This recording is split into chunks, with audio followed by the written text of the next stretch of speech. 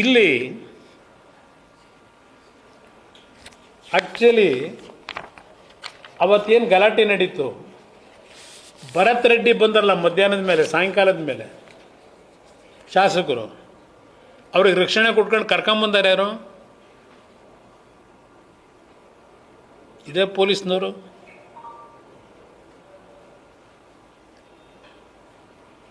ಇಲ್ಲಿ ಪತ್ರಿಕೆಯಲ್ಲಿ ಆಲೇ ಬರೆದಿದ್ದೀರಿ, ಬಿದ್ದಿದ್ದು ಭರತ್ ಕಡೆಯವರ ಗುಂಡು. ಆದರೆ FIR ಹಾಕಿದ್ದು ಯಾರ ಮೇಲೆ?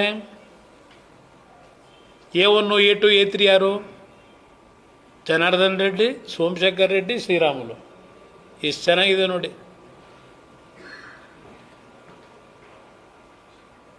ಇವ್ರು ಯಾರ ಮೇಲೂ ಇಲ್ಲ FIR.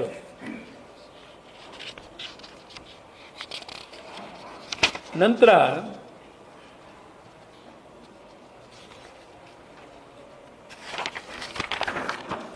ಇಲ್ಲಿ ಹೇಳ್ತಾರೆ, ರಾಜಶೇಖರ್ ಸಾವಿನ ಕುರಿತು ಅವರ ಸಹೋದರ ಈಶ್ವರ್ ರೆಡ್ಡಿ ಬ್ರೂಸ್ಪೇಟೆ ಠಾಣೆಯಲ್ಲಿ ದಾಖಲಿಸಿದ ಪ್ರಕರಣದಲ್ಲಿ ಖುದ್ದು ಶಾಸಕ ಜನಾರ್ದನ್ ರೆಡ್ಡಿ ಅವರೇ ಗುಂಡು ಹಾರಿಸಿಕೊಂಡು ನನ್ನ ತಂಟೆಗೆ ಬಂದವರಿಗೆ ಇದೇ ಗತಿಯಾಗುತ್ತದೆ, ಜೀವ ತೆಗೆದು ಬಿಡುತ್ತೀನಿ ಎಂದು ಬೆದರಿಕೆ ಹಾಕಿದರು. ಇದು ಕಂಪ್ಲೇಂಟು ಜನಾರ್ದನ್ ರೆಡ್ಡಿ ಮೇಲೆ. ಇದು ತಗೋತಾರೆ ಕಂಪ್ಲೇಂಟ್ನ. ಜನಾರ್ದನ್ ರೆಡ್ಡಿನೇ ಗುಂಡು ಹಾರಿಸಿದ್ರು ಅಂತೇಳಿ ಕಂಪ್ಲೇಂಟ್ ಕೊಟ್ಬಿಟ್ರು,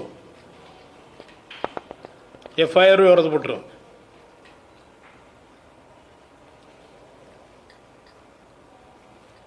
ಏನು ಪಾಪ ಕಷ್ಟಪಟ್ಟು ಶಾಸಕರು, ಇನ್ನೊಬ್ಬ ಶಾಸಕರು ಹೋಗಿ ಹೆಗಲು ಕೊಟ್ಟು, ಪಾಪ ಕಾಂಗ್ರೆಸ್ ಕಾರ್ಯಕರ್ತ ಹತ್ಯಾದ ಅಂತ ಹೇಳಿ ಹೆಗಲು ಕೊಟ್ಟು ಸ್ಮಶಾನದವರೆಗೂ ಪಾಪ ಶ್ರಮಪಟ್ಟು ಕರ್ಕೊಂಡು ಹೋಗೋರು, ಹೆಗಲು ಕೊಟ್ಟು.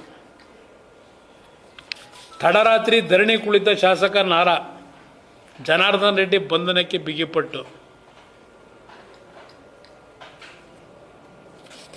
ಇದೊಂದಿದೆ, ಇದಿರಲಿ. ಆಮೇಲೆ ಇದೆಂಥದ್ದು ಸತ್ಯಶೋಧನಾ ಸಮಿತಿ. ಯಾರಪ್ಪ ಅವರು? ಸತ್ಯಶೋಧನಾ ಸಮಿತಿ.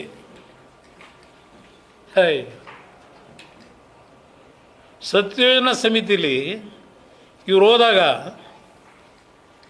ಅಲ್ಲಿಯ ಕಾಂಗ್ರೆಸ್ ಕಾರ್ಯಕರ್ತರು ಏನು ಹೇಳಿಕೆ ಕೊಟ್ಟವ್ರೆ? ಇದರಲ್ಲಿ ಶಾಸಕರದೇ ತಪ್ಪು, ಇದೆಲ್ಲ ಬೇಕಿರಲಿಲ್ಲ, ಪಕ್ಷಕ್ಕೆ ಇದರಿಂದ ಹಿನ್ನಡೆ ಆಗ್ತದೆ. ಸತ್ಯಶೋಧನಾ ಸಮಿತಿ ಇನ್ನೂ ವರದಿ ಕೊಟ್ಟರೋ ಇಲ್ವೋ ಗೊತ್ತಿಲ್ಲ. ನಾಳೆ ಕೊಡ್ತಾರೆ. ಏನು ಇವರೆಲ್ಲ ದೇವಲೋಕದಿಂದ ತಿಳಿದು ಬಂದಿರಾರ ಇವರು?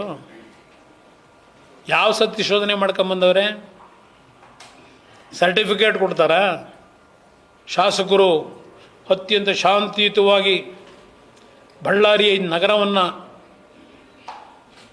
ಸರ್ವ ಜನಾಂಗದ ಶಾಂತಿಯ ತೋಟವಾಗಿ ಪರಿವರ್ತನೆ ಮಾಡಿದ್ದಾರೆ, ಈ ಸರ್ಟಿಫಿಕೇಟ್ ಕೊಡ್ತೀರಾ? ಈ ಸರ್ಟಿಫಿಕೇಟ್ ಸತ್ಯಶೋಧನಾ ಸಮಿತಿ ಕಾಂಗ್ರೆಸ್ನ ನಿಯೋಗದಿಂದ ತಗೊಂಡು ಯಾವ CID ಎನ್ಕ್ವೈರಿ ಮಾಡ್ತೀರಿ? ಈಗ ಅವರೀಗ ಸರ್ಟಿಫಿಕೇಟ್ ಕೊಟ್ಟರೆ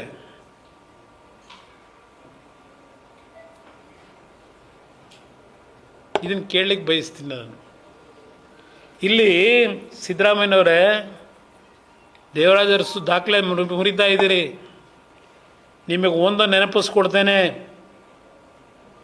ಇದೇ ಹಿಂದಿನ ಮುಖ್ಯಮಂತ್ರಿಯಾಗಿ 2017 ಕಲ್ಲಪ್ಪ ಅಂಡಿಬಾಗ್,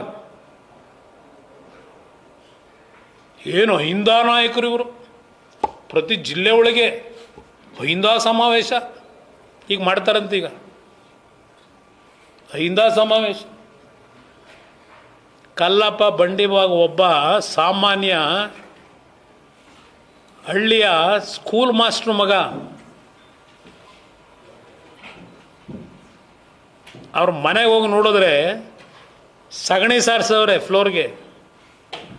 ಒಂದು ಸಣ್ಣ ಗುಡಿಸ್ಲಲ್ಲಿ ಜೀವನ ಮಾಡ್ತಾ ಇದ್ದಂಥವ್ರು. ಚಿಕ್ಕಮಂಗ್ಳೂರಿನಲ್ಲಿ DYSP.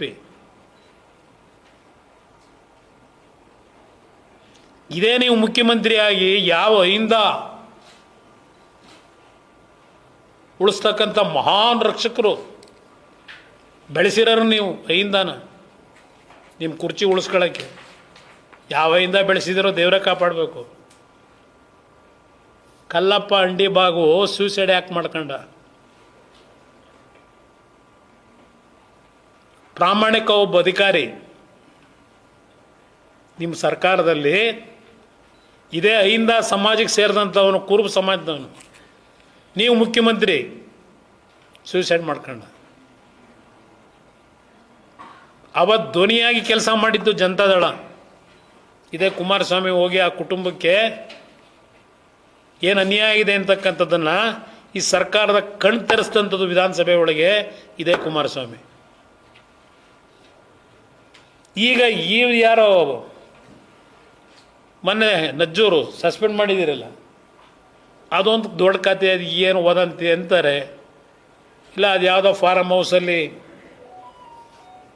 ಸೂಸೈಡ್ ಮಾಡ್ಕೊಳ್ಳೋಕೆ ಹೋಗಿದ್ದ ಅಂತ ಒಂದು ಕಡೆ ಹೇಳ್ತಾರೆ. ಪಾಪ ನಮ್ಮ ಹೋಮ್ ಮಿನಿಸ್ಟರ್ ಹೇಳ್ತಾರೆ, ಇಲ್ಲ ಸೂಸೈಡ್ದೆಲ್ಲ ನನ್ನ ಗಮನಕ್ಕೆ ಬಂದಿಲ್ಲ, ಸ್ವಲ್ಪ ಡಿಪ್ರೆಷನ್ಗೆ ಒಳಗಾಗಿದ್ದ. ಡಿಪ್ರೆಷನ್ ಒಳಗಾಗಿ ಹಿಂದೆ ಬರೆದಿದ್ದಾರೆ, ಕೆಲವು ಪತ್ರಿಕೆಯಲ್ಲಿ ಬರೆದಿದ್ದೀರಿ. ಡಿಪ್ರೆಷನ್ಗೆ ಹೋಗಿದ್ದಂತೆ. ಡಿಪ್ರೆಷನ್ಗೆ ಹೋಗಿ ಏನು ಮಾಡ್ಕೊಂಡಿದ್ದ ಅಂತ ಹೇಳ್ಬೇಕಲ್ಲ. ಮುಂದುವರೆದ ಭಾಗನ ಹೋಮ್ ಮಿನಿಸ್ಟ್ರು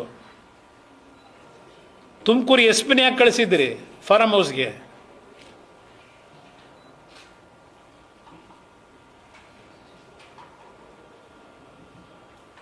ಏನಪ್ಪ ದುಗ್ಗಮ್ಮನಿಗೆ ಹೋಗಿ ಬೆಳಗ್ಗೆ ಪೂಜೆ ಮಾಡಿ ಬಂದಿದ್ದಲ್ಲ ಎಸ್ ಪಿ, ಅದರಿಂದ ದೇವ್ರು ಉಳಿಸಿರ್ಬೇಕು ಅವನ್ನಷ್ಟೇ.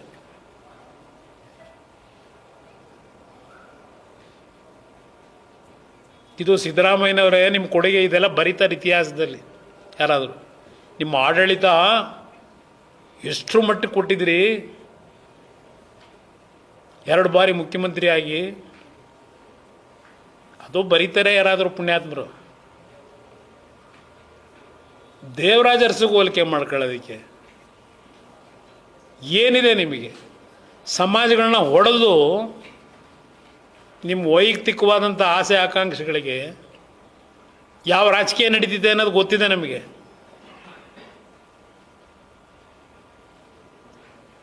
ಈಗ ಪ್ರಮುಖವಾದ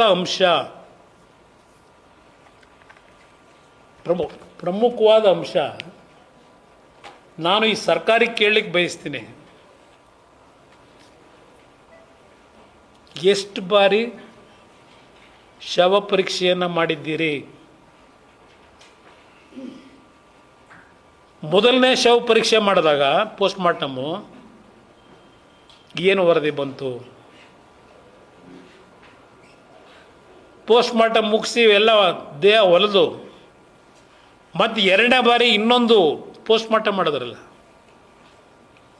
ಆಗೇನು ವರದಿ ಕೊಟ್ಟರು? 2ನೇ ಬಾರಿ ನೀವು ಪೋಸ್ಟ್ ಮಾರ್ಟಮ್ ಮಾಡಿದಾಗ ಯಾರು 2ನೇ ಬಾರಿ ಪೋಸ್ಟ್ ಮಾರ್ಟಮ್ ಆಗಬೇಕು ಅಂತ ಒತ್ತಾಯ ಹಾಕಿದವರು? ಇಲ್ಲಿರ್ತಕ್ಕಂಥ ಪ್ರಶ್ನೆ ಇಲ್ಲಿ ಪ್ರಮುಖವಾಗಿ ಮಾಧ್ಯಮದ ಸ್ನೇಹಿತರು ಅರ್ಥ ಮಾಡ್ಕೋಬೇಕೀಗ, ಈ ನಾಡಿನ ಜನ ಅರ್ಥ ಮಾಡ್ಕೋಬೇಕು. 2ನೇ ಬಾರಿ ಪೋಸ್ಟ್ ಮಾರ್ಟಮ್ ಮಾಡಿದ್ರಲ್ಲ, ಯಾರಿಂದ ಪರ್ಮಿಷನ್ ತಗೊಂಡ್ರಿ? ಯಾರನ್ನು ಮೆಚ್ಚಿಸ್ಲಿಕ್ಕೆ 2ನೇ ಬಾರಿ ನೀವು ಪೋಸ್ಟ್ ಮಾರ್ಟಮ್ಗೆ ಆದೇಶ ಮಾಡಿದ್ರಿ? ಯಾರು ಆದೇಶ ಮಾಡಿದವರು? 2ನೇ ಬಾರಿ ಪೋಸ್ಟ್ ಮಾರ್ಟಮ್ನಲ್ಲಿ ಏನು ಬಂತು? ಮೊದಲನೇ ಬಾರಿ ಏನು ಬಂದಿತ್ತು? ದಯವಿಟ್ಟು ಸತ್ಯ ಇಡಿ, ಏಕೆಂದರೆ ಸತ್ಯವನ್ನಲ್ಲದೆ ಬೇರೆವೇನೂ ಹೇಳುವುದಿಲ್ಲ. ದೊಡ್ಡ ದೊಡ್ಡ ಅಡ್ವರ್ಟೈಸ್ಮೆಂಟ್ ಪ್ರತಿನಿತ್ಯ ನೋಡಿದ್ದೀನಿ ಮುಖ್ಯಮಂತ್ರಿಗಳು, ಸತ್ಯವನ್ನಲ್ಲದೆ ಇನ್ನೇನು ಹೇಳಲ್ಲ. BJP ಪಕ್ಷದವರು ಬರೀ ಸುಳ್ಳೇ ಹೇಳ್ತಾರೆ, ನಾನು ಮಾತ್ರ ಸತ್ಯ ಹೇಳ್ತೇನೆ. ಈ 2 ಪೋಸ್ಟ್ ಮಾರ್ಟಮ್ ರಿಪೋರ್ಟ್ ಏನಿದೆ, 1 ಬಾರಿ ಪೋಸ್ಟ್ ಮಾರ್ಟಮ್ ಮಾಡಿದ ಮೇಲೆ 2ನೇ ಬಾರಿ ಪೋಸ್ಟ್ ಮಾರ್ಟಮ್ ಮಾಡಲಿಕ್ಕೆ ಕಾರಣ ಏನು?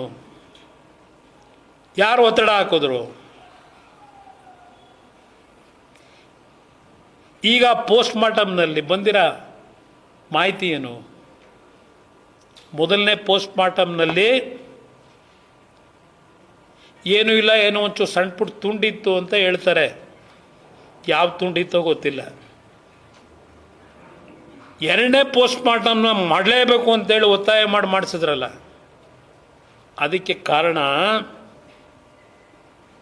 ಇವ್ರುಗಳ ತಲೆ ಒಳಗೆ ಇದೆಲ್ಲ ಹೇಳಿದ್ರಲ್ಲ, ಕಂಪ್ಲೇಂಟ್ ಕೊಟ್ಟವರಲ್ಲ, ಜನಾರ್ದನ್ ರೆಡ್ಡಿನ ಗುಂಡಾರಿಸಿ ರಾಜಶೇಖರ್ನ ಸಾಯಿಸಿದ್ದು, ಬೇರೆಯವ್ರಿಗೂ ಇದೇ ಗತಿ ಮಾಡ್ತೀನಿ ಅಂತ ಅಂದ್ಬಿಟ್ಟು ಜನಾರ್ದನ್ ರೆಡ್ಡಿ ಹೇಳಿದ್ರು ಅಂತೇಳಿ ಒಂದು ಕಂಪ್ಲೇಂಟ್ ತಗೊಂಡಿದ್ದೀರಲ್ಲ, ಅದನ್ನು ಸತ್ಯ ಮಾಡೋದಕ್ಕೆ ಎರಡನೇ ಪೋಸ್ಟ್ ಮಾರ್ಟಮ್ ಮಾಡಿ ಅಂತ ಹೇಳಿ ಯಾರು ನಿಮ್ಗೆ ಒತ್ತಾಯ ಆಗ್ದವರು? ಏನು ಸೂರ್ಯನ ಬೆಳಕು ಬಿದ್ದು ಬಿಡುತ್ತಾ ಎರಡನೇ ಪೋಸ್ಟ್ ಮಾರ್ಟಮಲ್ಲಿ? ಮೊದಲನೇ ಪೋಸ್ಟ್ ಮಾರ್ಟಮ್ನಲ್ಲಿ ಗುಂಡು ತೆಗಿಲಿಲ್ಲ, ಎರಡನೇ ಪೋಸ್ಟ್ ಮಾರ್ಟಮ್ನಲ್ಲಿ ಒಂದು ಸಿಕ್ತು ಗುಂಡು.